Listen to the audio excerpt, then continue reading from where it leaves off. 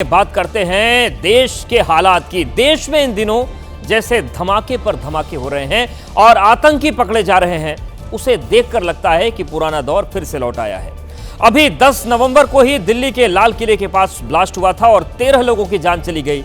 लेकिन इस ब्लास्ट के केवल 5 दिन के बाद अब जम्मू कश्मीर में लाल किले जैसा ब्लास्ट हुआ है और 9 लोगों की जान गई है।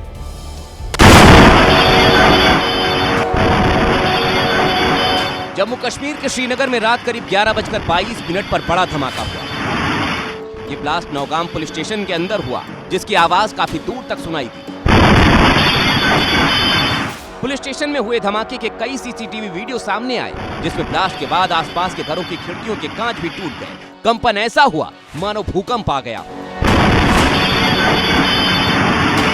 धमाका इतना जोरदार था कि 100 मीटर दूर तक मानव अंक के टुकड़े में। बड़ी बात यह है कि यह मंजर बिल्कुल वैसा ही था जैसे दिल्ली में लाल किले के पास ब्लास्ट के समय।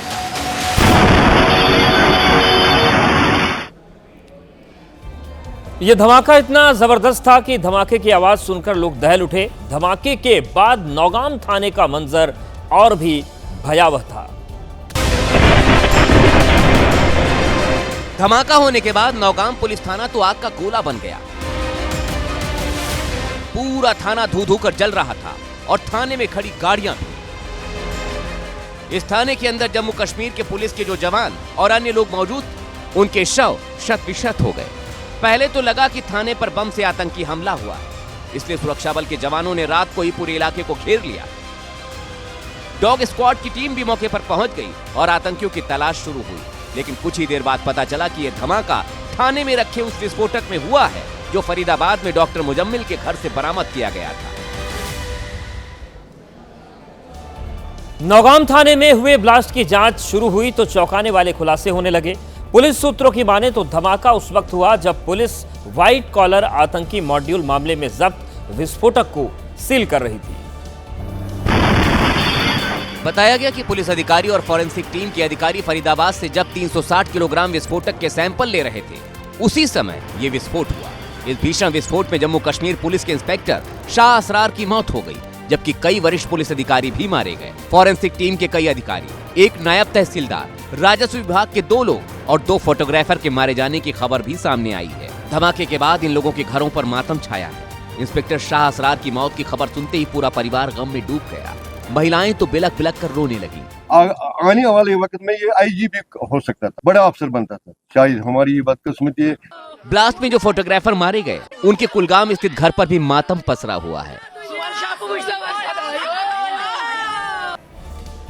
जम्मू कश्मीर के डीजीपी नलिन प्रभात ने भी ब्लास्ट के पीछे आतंकी साजिश की संभावना से इनकार किया। डीजीपी नलिन प्रभात का दावा है कि यह सिर्फ एक हादसा है। धमाके की जानकारी देने के लिए जम्मू कश्मीर के डीजीपी नलिन प्रभात ने बाकायदा प्रेस कॉन्फ्रेंस की और मानवीय चूक को ब्लास्ट की वजह बताया। On account of the voluminous nature of the recovery, this process was going on for the past 2 days, which means yesterday and day before. धमाके पर गृह मंत्रालय ने भी बयान जारी किया। गृह मंत्रालय के जम्मू कश्मीर संभाग के संयुक्त सचिव प्रशांत लोखंडे ने कहा, धमाके के कारणों का पता लगाया जा रहा है। An accidental explosion took place at about 11:20 p.m. on 14th November, that is yesterday night. The cause of the accident is being investigated. धमाके की वजह हादसा या साजिश, ये तो पुलिस और जांच एजेंसियां ही बताएंगी। लेकिन ब्लास्ट इतना जोरदार था कि धमाके का असर पुलिस स्टेशन से 100 मीटर दूर तक दिखाई पड़ा, जहां आसपास के घर भी क्षतिग्रस्त हो गए। आप देख सकते हैं कि कमरे के अंदर भी जो शीशे हैं वो टूट चुके हैं। खिड़की दरवाजों का हाल क्या है वो आप यहाँ पे देख सकते हैं। भले इस ब्लास्ट को मानवीय चूक से हुआ हादसा बताया जा रहा है, लेकिन इस भयानक ब्लास्ट ने कई सवाल खड़े किए हैं। पहला सवाल यह है कि इतनी रात को विस्फोटक की जांच आखिर क्यों की जा रही थी। सवाल यह भी है कि 9 तारीख को फरीदाबाद से विस्फोटक पकड़ा गया तो अब तक उस विस्फोटक की जांच क्यों नहीं की गई। तीसरा सवाल यह है कि अमोनियम नाइट्रेट या फिर आरडीएक्स में बिना डेटोनेटर और सर्किट के धमाका नहीं हो सकता, तो फिर यह धमाका कैसे हुआ। अगर सर्किट पूरा था और बम एक्टिव होने का अंदेशा था तो उसे थाने में किसे रखा, क्यों थाने में रखा गया, यह भी एक अहम सवाल है। और चौथा सवाल यह है कि आखिर जांच टीम ने सुरक्षा के उपाय क्यों नहीं किए अगर सुरक्षा के इंतजाम करके विस्फोटक की जांच कर रहे होते तो शायद इतना बड़ा नुकसान नहीं होता। तो ये तमाम सवाल इस मामले को लेकर उठ रहे हैं और ये तमाम सवाल जो हैं ये शक पैदा करते हैं कि आखिर इतनी बड़ी मानवीय चूक कैसे हो सकती है। और यही शक आम आदमी पार्टी के संयोजक और दिल्ली के पूर्व मुख्यमंत्री अरविंद केजरीवाल को भी है।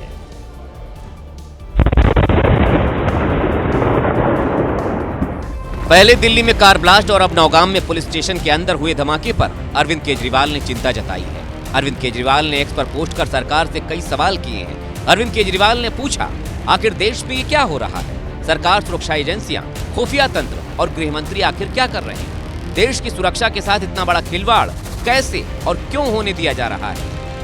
अरविंद केजरीवाल इन सवालों का जवाब मांग रहे हैं तो नेशनल कॉन्फ्रेंस के अध्यक्ष फारूक अब्दुल्ला भी केंद्र की मोदी सरकार पर हमलावर। पुलवामा हुआ, उसके बाद पहलगाम हुआ, उसके बाद अब दिल्ली हुई, अल्लाह जाने आगे क्या होगा। नेशनल कॉन्फ्रेंस के विधायक मुश्ताक गुरु ने भी नौगाम विस्फोट पर सवाल उठाए हैं। लेकिन इसको कहीं आइसोलेशन में भी कर सकते थे। एक रेजिडेंशियल एरिया में इतना बड़ा ये डंप करना, एक्सप्लोसिव डंप करना, ये तो एक सवालिया निशान लगाता है इस पे। तो सवालों की फहरिस्त लंबी है और इन सब के बीच फरीदाबाद से लेकर दिल्ली, यूपी और गुजरात तक आतंकी मॉड्यूल का भंडाफोड़ हो रहा है और आतंकी पकड़े जा रहे हैं। तो फारूक अब्दुल्ला इन आतंकी हमलों के लिए सरकार को जिम्मेदार ठहराने में लगे हैं। फारूक अब्दुल्ला का दावा है कि मुसलमानों को इस देश में ही हिंदुस्तानी नहीं माना जाता, इसलिए पढ़े लिखे डॉक्टर मजबूरी में ये रास्ता अपना रहे हैं। सुनिए फारूक अब्दुल्ला का वो विवादित बयान जिसमें वो देश को दहलाने की साजिश रचने वाले आतंकी डॉक्टरों को निर्दोष बताने में जुटे हुए हैं। जहां हर कश्मीरी पे उंगलियां उठाई जा रही हैं, अब कब तक हम लोगों को इसका देना पड़ेगा? कब तक? कब वो दिन आएगा जब हमको भरोसा आएगा नहीं हम लोग हिंदुस्तानी हैं और हम जिम्मेवार नहीं है इस चीज के? जो जिम्मेवार है उनसे पूछे क्यों इन डॉक्टरों को ऐसा क्या हुआ कि इन लोगों को यह रास्ता इख्तियार करना पड़ा।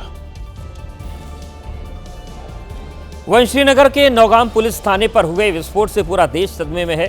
पुलिस जवानों की शहादत का देश बदला मांग रहा है। तो जिन लोगों ने इस ब्लास्ट में जान गंवाई उन्हें जम्मू कश्मीर के उपराज्यपाल मनोज सिन्हा ने श्रद्धांजलि दी।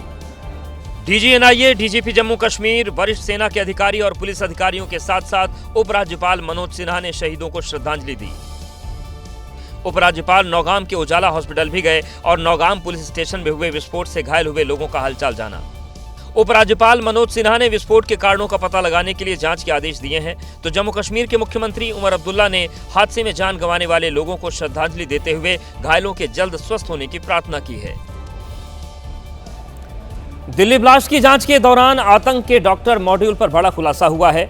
यूपी में रहने वाले कश्मीरी मूल के 200 डॉक्टर रडार पर हैं और इनमें से कई डॉक्टर शाहीन के आतंकी नेटवर्क से जुड़े हो सकते हैं, जिनके बारे में अब खुफिया एजेंसियां जांच कर रही हैं और आगे सुराग तलाशा जा रहा है। तो doctor Muzaffar Ahmad, doctor Adil Ahmad, doctor Muzammil और डॉक्टर शाहीन की तरह पूरे देश में और भी ऐसे डॉक्टर बताए जा रहे हैं जो आतंक के डॉक्टर डेथ मॉड्यूल से जुड़े हो सकते हैं। सूत्रों के मुताबिक दिल्ली ब्लास्ट केस में पकड़ी गई डॉक्टर शाहीन यूपी में कश्मीरी मूल के करीब 40 डॉक्टर्स के संपर्क में थी।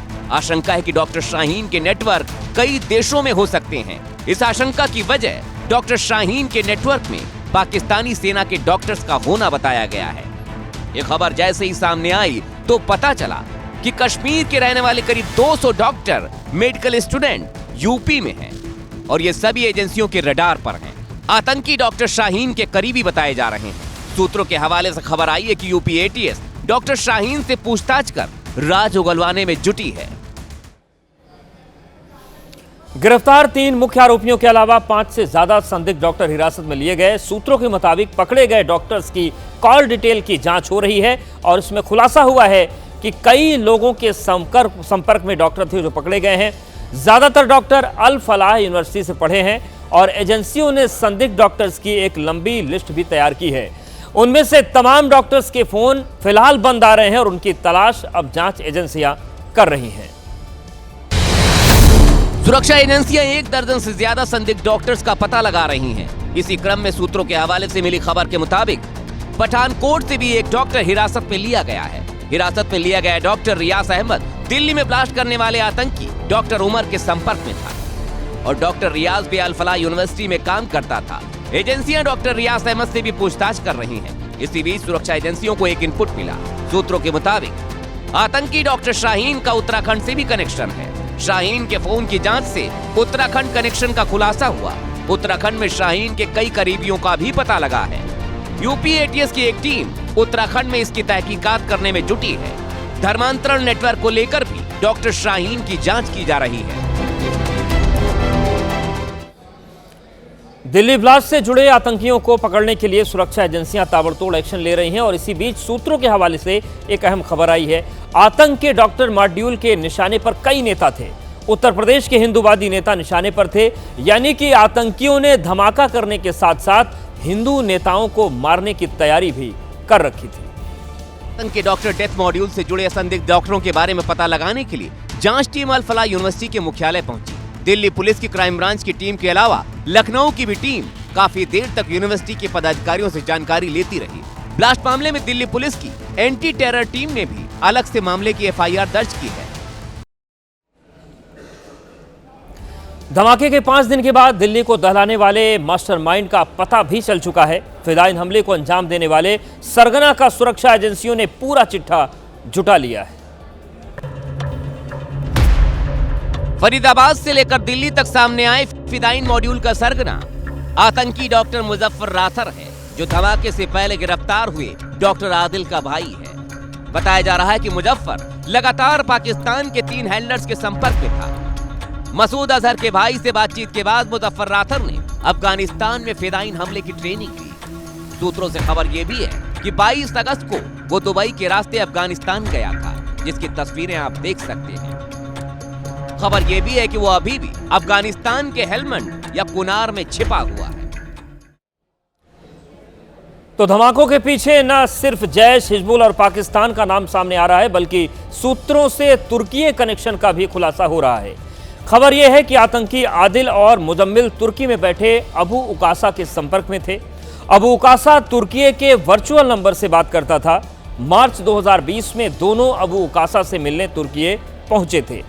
सरगना डॉक्टर मुजफ्फर अहमद राथर भी इनके साथ तुर्की गया। सोशल मीडिया के जरिए भी हिजबुल और जैश के संपर्क में राथर बना हुआ था। कई बड़े खुलासे के बाद आतंकी डॉक्टर्स के टेरर मॉड्यूल के नेटवर्क की तस्वीरें अब धीरे धीरे साफ हो रही है। भारत की बात करें तो इस मॉड्यूल की जानकारी सबसे पहले जम्मू कश्मीर पुलिस को मिली। वहां से जांच हरियाणा के फरीदाबाद और नूह तक पहुंची। फरीदाबाद में ही आतंकी उमर, डॉक्टर शाहीन, डॉक्टर मुजम्मिल और आदिल ने अड्डा बना रखा था।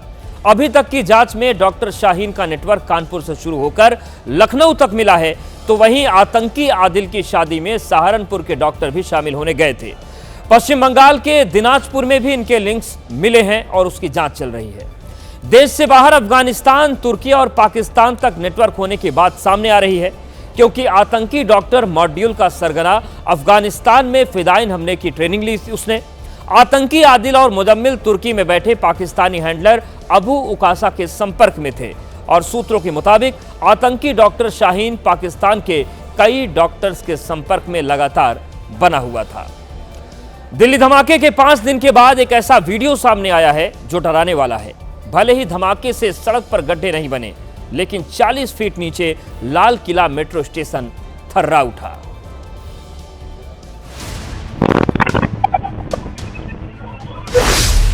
चालीस फीट ऊपर सड़क पर धमाका और नीचे कांप उठा मेट्रो स्टेशन।